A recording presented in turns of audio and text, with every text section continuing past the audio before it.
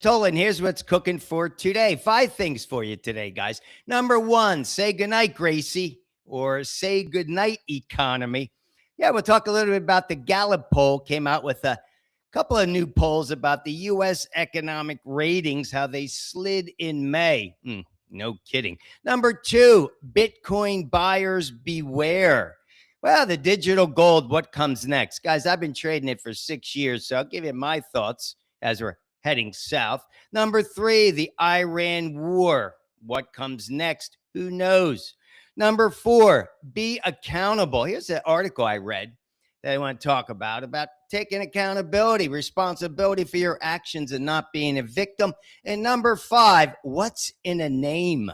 We're going to talk about the oldest name in America and a couple of fun facts today. But first, that's a loud one. How about this? The ABCs, all body workout, blissful sleep, colorful diet. How'd you do today, guys? Well, let me tell you, rough day yesterday, horrible night's sleep, all stressed out. I was trading like a banshee through the night, through the day. Rough day, you're trying to, survive. But again, you bounce back. Today, great night's sleep. Did well on the food. What did I have? Apple, banana, honey, oatmeal today, clearing out the veins.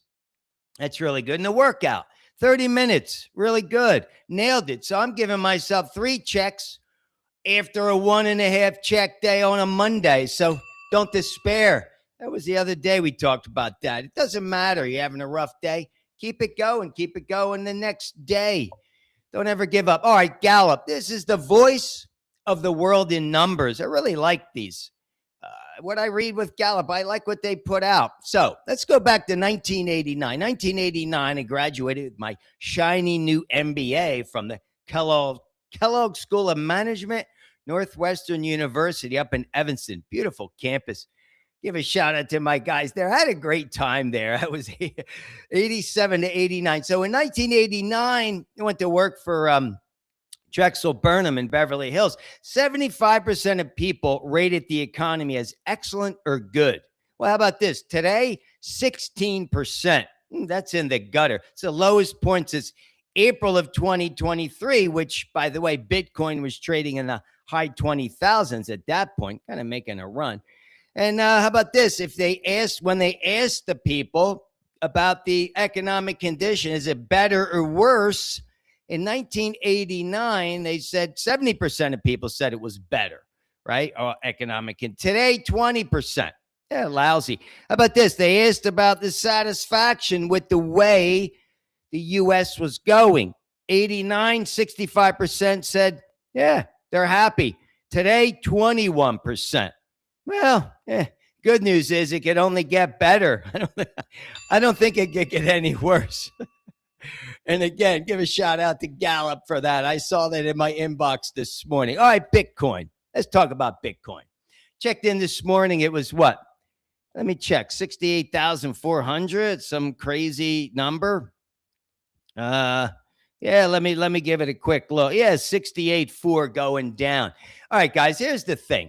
I made my first purchase. Let me give you a story. This was back in 2017. I was working in this restaurant in Burbank, California. And in the back of the restaurant, we had this machine. It was a Bitcoin machine. I didn't even know what Bitcoin was. I didn't have it. Yeah, I wasn't really raking in the dough back then. I'd committed all my money to making movies. But anyway, if you read my memoir, you'll see I went down to zero or below zero. But anyway, here I am working. These guys would come in and they would put $100 bills into the machine. Every week, someone would say, yeah, you got a Bitcoin machine here? I'm like, what is that? They would get a little piece of paper. And I'm thinking, $500, get a little piece of paper that I'll probably lose the thing. And he's like, I said, what is it? He's like, it's like digital. I'm like, nah, not for me. Well, flash forward. 6 years ago was when I bought my first Bitcoin at $1,200. I think a month later it went to $1,500. I sold it because I didn't understand it, didn't know where it was going. So here's the way I look at it. 10 years ago, it was like a baby. It was an infant, right? You bought it for whatever, even up till buying it for $500. That's like 10 years ago. It was like a little child. Then it moves to a young child. 7 years ago, when it was trading around 10,000, that's like a young child. Then it moves into I guess you could say, adolescence, right? And that was 4 years ago. It got to 60, 65,000, right? Wow. It's like, woo, we're rock star adolescent. Then young adult, young adults start making all sorts of crazy mistakes, I guess. 2 years ago, but it ran up. It ran up to 126,000. But here's the thing. I still consider it a teenager. It's not a full adult yet. When all the coins are minted, 21 million in total, it's going to reach adulthood. So up until this time, what's the deal? When you're an adolescent, you're a young adult, who's in control? Your parents are in control. I see it as Wall Street. Wall Street's in control of it right now, determines whether it goes up or down. Hey, they want it to go down so they could buy it cheap, and they're going to run it back up. So Bitcoin, in my opinion, will get back to an all-time high. It's going to take 2 years, I believe. You're going to see it at maybe 150, 180. And who knows where it goes from there. But these crashes, will they keep occurring in the future? Hey, no, we can't predict the future. But you see a lot of people saying it's going to 50, it's going to 60, wherever. But these guys, I'm thinking now you got to follow the lead of the parents because the parents are controlling it. So, guys, I got out yesterday. I was trading big and whatever. So I said, nah, got a good put. It said, let's get back in when it kind of settles down lower. So if you're like me and you're a believer in the long term of Bitcoin, it's going to be pretty soon a good time to jump back in. If you're buying in around 60, you're going to double your money, at least I believe, or triple. All right, the Iran war. But again, not giving you financial advice. I would never tell anybody to buy cryptos, but long time ago, a guy called me the crypto cowboy because I had Doge. I had 1 million shares of Doge when it was up at 74 cents. Little did I know it'd come crashing down to 6 cents. But anyway, the Iran war. Guys, I did a show a little while ago, 3 months ago, and I said two things. Take Carge Island, and then I said get out. I still believe in those. I think we should have taken Carge Island out of the get-go, or you got to move on because, again, I believe in what Donald Trump is doing, this country is doing. I believe in everything, the agenda, but what's happening now, it's like, again, you're dealing with an adversary that is just going to drag you out. I think we're going to be saying the same thing in September. I don't know if it does any good. So, hey, I'm going to sit tight and see what happens, but I really do hope. I mean, I'm not a fan of wars, but I hope this thing gets resolved because, hey, staycation, I talked about that because of the gas prices.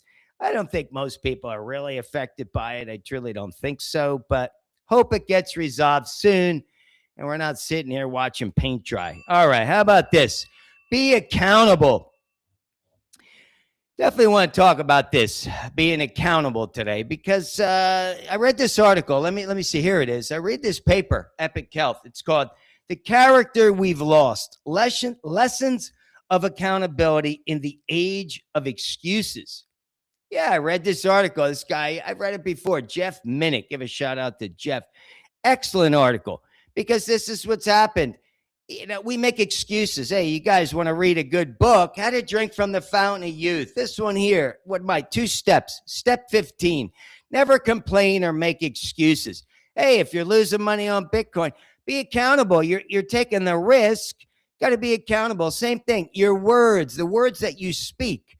Hey, if you offend people, you disrespect people, you got to be accountable. Yeah, maybe you can't rectify the situation. I had a good conversation with a friend of mine over the weekend who was saying, he lost contact with some people because they disrespected him. I'm like, hey, I totally get that.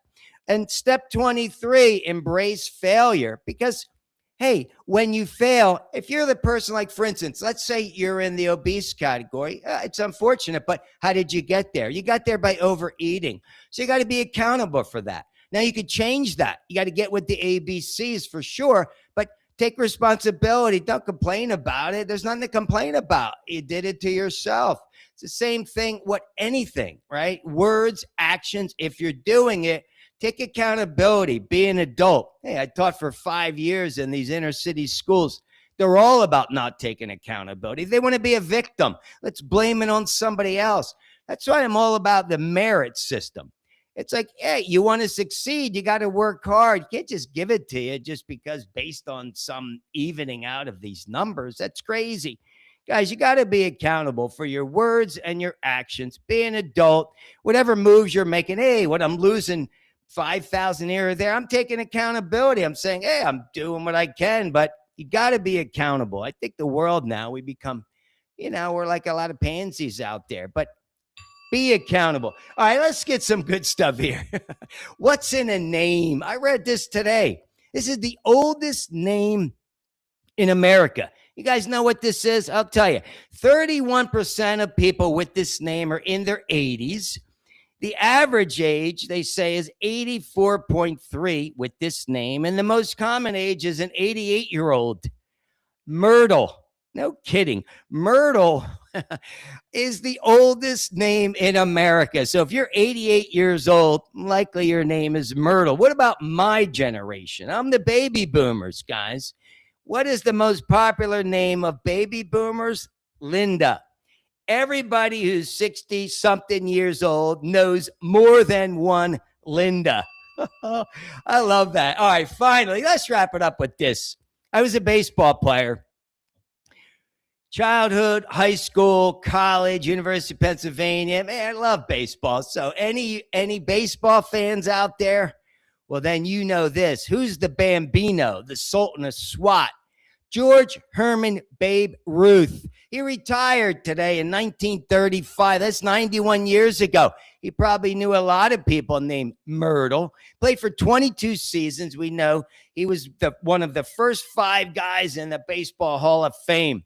And Babe Ruth, you want to see a good movie, a very heartfelt movie from his journey, from the orphanage to kind of how he kind of at the end there. 1992, called The Babe, John Goodman and Kelly McGillis. Remember that movie? Babe Ruth, lifetime batting average at 342. Most people don't know that. He was a good hitter, 714 home runs. We know that. I think he's in 3rd place, right?